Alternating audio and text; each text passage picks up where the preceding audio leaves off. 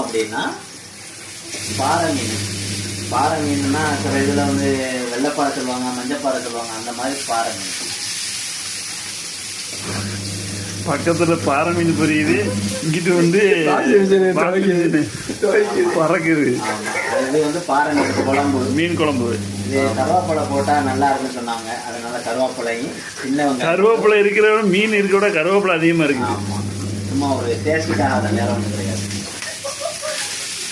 மீனையே மறைச்சது கருவேப்பிலை.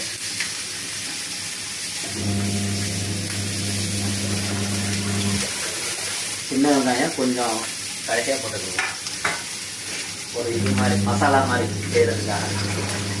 நீங்களும் இந்த மாதிரி ட்ரை பண்ணி பாருங்க, ரொம்ப நல்லா இருக்கும்.